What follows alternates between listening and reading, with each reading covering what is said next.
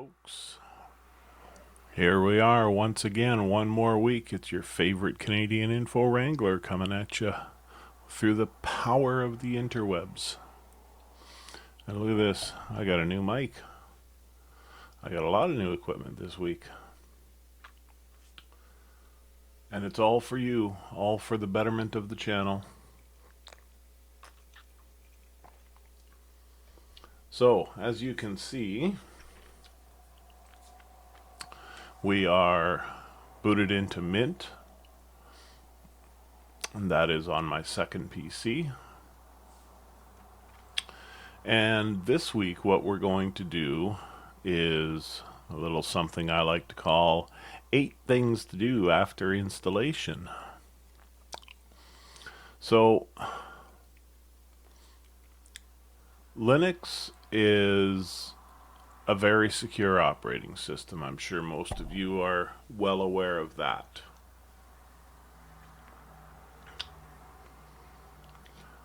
But even still, it is a good idea, good practice to use a firewall and sometimes scan your downloads for viruses. So what we're going to do here today is I'm going to show you where to go to set up the firewall. And if I'm not mistaken, it's not in there. Preferences, maybe? That's weird. There we go. Firewall configuration. And of course it asks us for our password, so we have to do that. And here is our firewall configuration GUI. Now, if you are like most users, the simple act of flipping this switch will be enough for you. It'll keep you well protected, and it's actually not that difficult to allow certain apps when you install them. A lot of apps will, when you launch them, they'll want to try to connect to the internet. They'll notice that they can't, and they'll tell you that. And then all you have to do is go in here and go to rules and add a new rule. And this is usually all you need. And then you just add the name of the application in there, and you're good to go. So that is a very simple look at firewall installation, or firewall activation, I should say. So we'll get out of that. And the next thing we're going to do is we're going to set up some of our desktop settings. Try to make things a little more familiar for you. I clicked on customize there if you didn't see it. I just right click, here I'll show you again because I wasn't talking about it at the time. Right click on the desktop, left click on customize. So now this is where you can change the size of your icons if you need to see them better.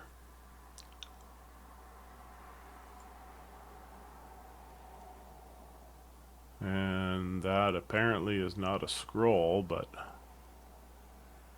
oh, I see it, just vertical grid space. Okay, we'll reset that. There we go. Icon size, they're set to normal right now. They can be large or larger, and you notice nothing's happening. That's because I don't have any icons on the desktop. These icons down here in the panel will not change from this. So we'll put that back to normal for now, and we'll go to our desktop settings. Now here's where we make it a little more familiar for you. Let's add some icons to your desktop so it looks a little more like Windows. So we add computer, home, trash. So now that's starting to look a little more familiar, isn't it? So we get out of there, and now I can show you the difference in sizes. Large, larger. But we're going to go with small. Not smaller, which would be much smaller, but we'll stick with small. I think for myself that's a decent size for the icons.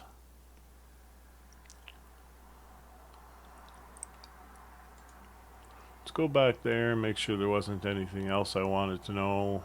No.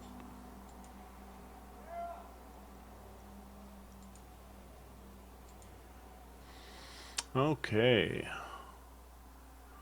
So now this grid spacing, this is another thing that's gonna show a change. See how the icons are moving as I slide this?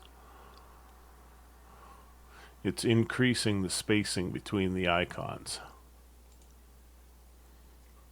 And if you want to do that, you can move them, make them move a little more towards the side, or bring them out. I'm going to reset that again, and we're going to leave it like that. Because I think that's just finicus, which is Latin for fine. Now, let's see, what else can we do here? We can change our desktop background.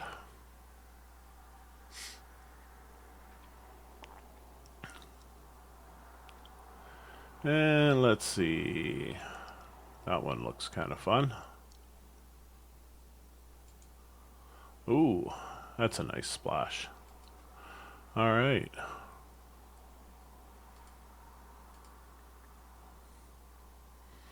Now, add desklets. I didn't check this out before coming on here, so let's see. Clock desklet, digital photo frame, and launcher. Well, see, these might be things that you want to have on your desktop. Like you might want a bigger clock desklet.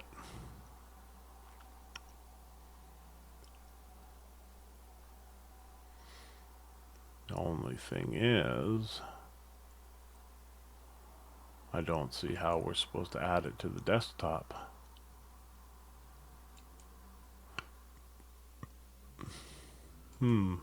Interesting.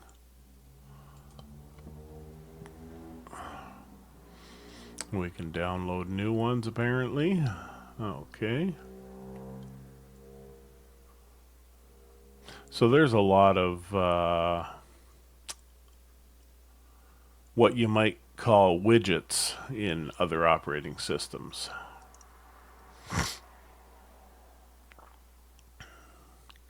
We got weather, analog chronometer, system monitor, if you care about that, time and date, calendar, CPU load, that might be a handy one to have. Alright, so we know what that's all about. So now we're going to look into some file management preferences. And I made a note here that I wanted to look into this, but I did not make a note as to what exactly I wanted to do. So that doesn't really help, does it?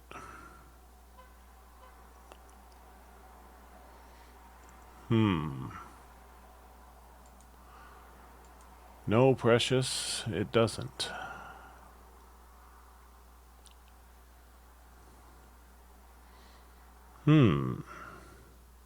Well, we can move on here.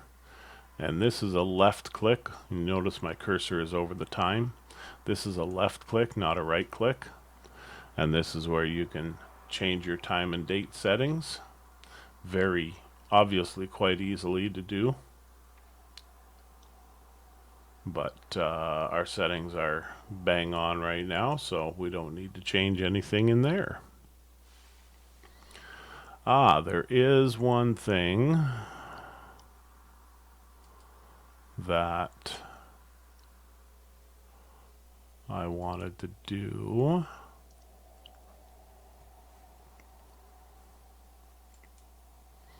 And I remember, I just don't remember for sure where it is. We need to go into screensaver and power settings. Power management, that's one of them. Turn off the screen when I'm inactive for 30 minutes. Okay, now myself personally, I always set that to never. I will turn off the screen when I want to turn off the screen. Same thing with suspend. I don't like using suspend. I find that sometimes when the computer comes back from being suspended, it's a little glitchy. That's just been my experience. Mostly that's been my experience with Windows, but I have had that experience with Linux as well. When the power button is pressed, yes, ask is the best one there. And power mode, we want to leave that at balanced, I think. Okay, so that's power management. Now, what about screensaver? Because quite often the screensaver comes on when you really don't want it to. And there are some settings in here that need to be changed, like delay before starting the screensaver 15 minutes. Okay, well, obviously that's up to you whether or not you want your screensaver to start, but personally, I go for never. Lock the computer when put to sleep? No. Lock the computer after the screensaver starts? No. Now the reason why I'm saying no to this, and you might leave them as yes, is because I live alone. So I'm not worried about anybody touching my computer when I'm not around it.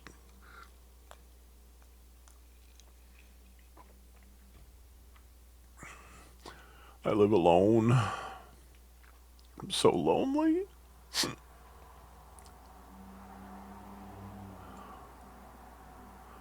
Always show the clock? Sure, why not? Use a custom date and time format. Nope. You can change the font in here if you want to. I generally don't change fonts. I'm pretty much happy with the fonts they give me.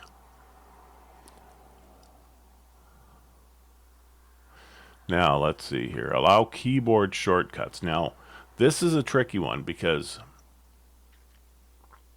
if you're used to using keyboard shortcuts, you're going to want this on.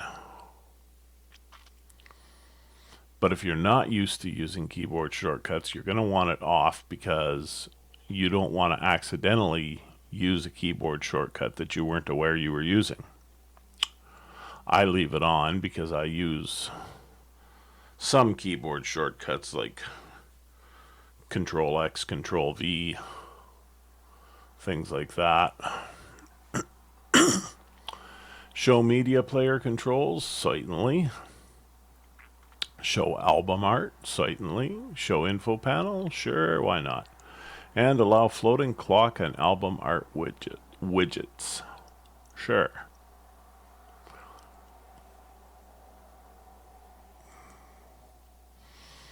Alright, so that takes care of the screensaver and the power settings. Well, didn't really take care of the screensaver because I suppose you might have wanted to change your screensaver, or in this case set it up. So let's go back to that, take a quick look here.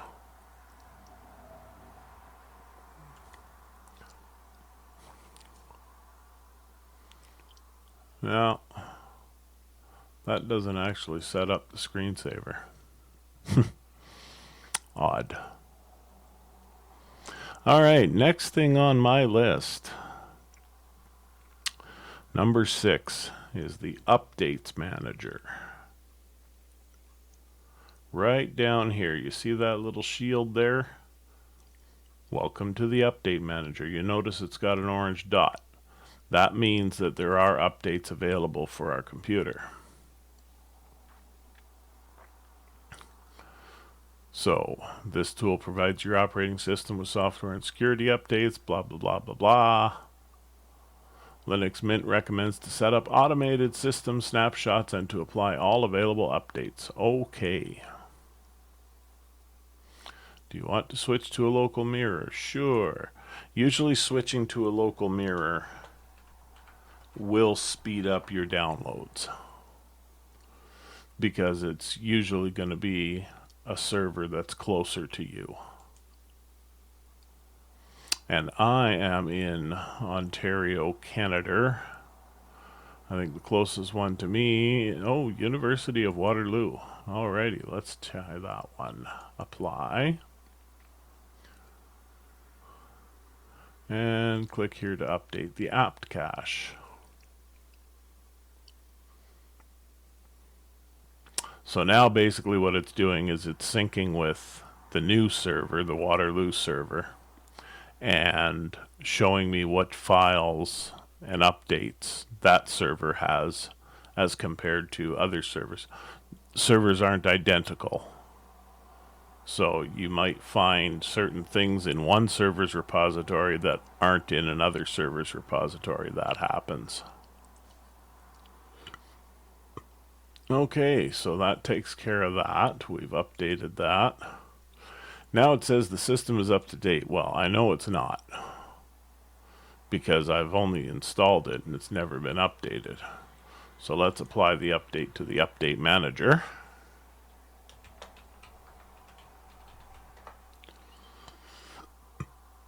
And this shouldn't take too long. I don't think I need to speed it up for this.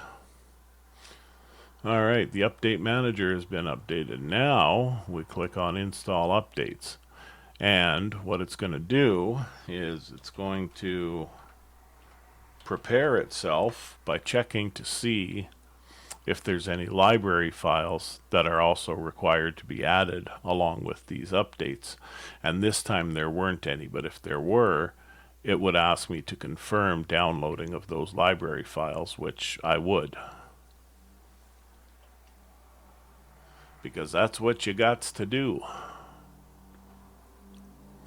Now this might take a moment or two, but I don't think it's going to take long enough to necessitate me speeding up the film or skipping ahead.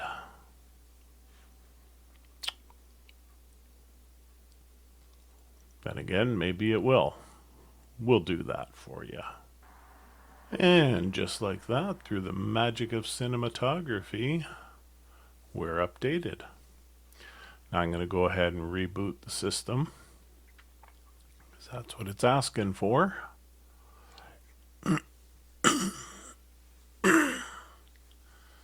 And just in case you're wondering what it says on my shirt, I'll pull the Picard maneuver here and let you see it. And there we are. We're back on our desktop. We're going to get rid of this. Show that dialog at startup. We don't want that. The printer is added. That's good. Alright, the next thing we're going to do, or at least I'm going to show you, is if you're running multiple hard drives on a system, you're going to want to set up. So we go into preferences, we click on disks. You're going to want to set them up so that they auto mount. Now you don't have to worry about it with your boot disk, because the boot disk will always auto mount. That's not a problem. But if you have anything else, you can set up auto mount for it.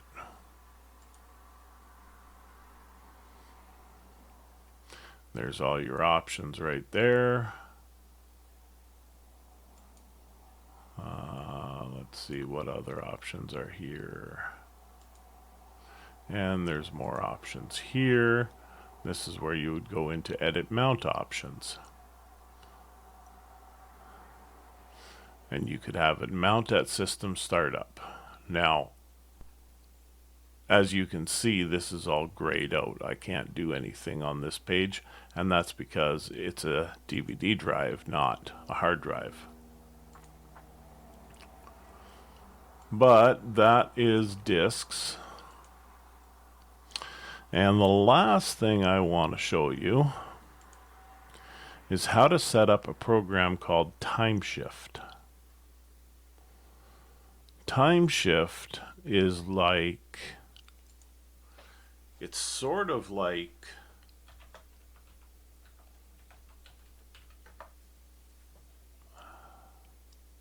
well, it's similar to Windows Backup. It's sort of like Mac OS has one called Time Machine, I think.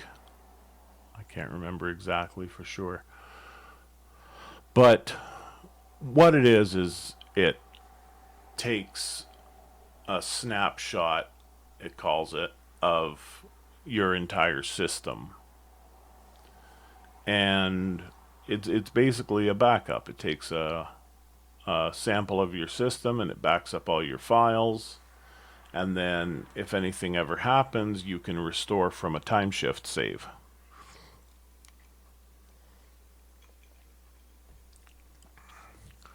So here, we're going to leave, obviously, our sync is going to be the default there. We click next. And now it has to estimate the system size.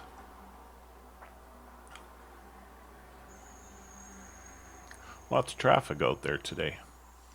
Okay, so we have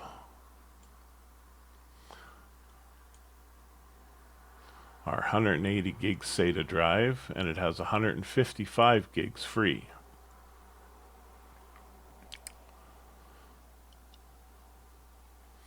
So what we would do, click on SDA2, I think. No. What's SDA2? Is that my DVD-ROM? Probably.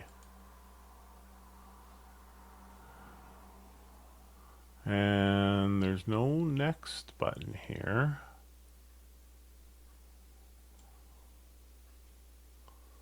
Oh, there it is. I was hiding it. Ha ha ha. So next.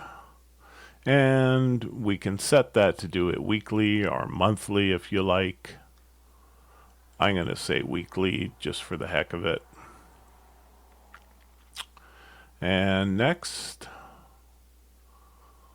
These are telling you that these directories are excluded by default unless you enable them here. That's fine. You don't need those directories. You want, if anything ever goes wrong with your operating system, you want fresh home directories anyway.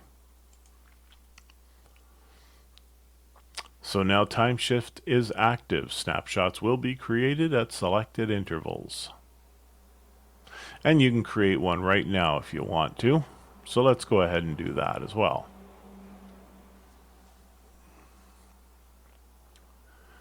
And creating the snapshot. This is going to be quick because there's like nothing on this computer except Mint. I've got no files on here or anything like that. No pictures, no videos, nothing of that sort. So it should be fairly quick. But it does say it's a questionable amount of time remaining. So maybe we'll skip ahead for this. Alright, and the system snapshot has been created. So you see you have this here. Now, if anything gets screwed up with the system, you can just restore it to this point. Now, if it gets really badly screwed up, you have to reinstall it. There's nothing that can be done to save that. But if it's just a little screwed up, if it seems to be acting funny, it's slow, it's laggy, and it wasn't before, you can always restore it to this snapshot and see what happens. All right, and that's going to conclude the video for this week, I do believe. That's what I wanted to show you. There's 8 things to do after installation. Hopefully these tips serve you well, and God's willing and Daffy Duck willing, we'll see y'all in the next video. Ciao for now.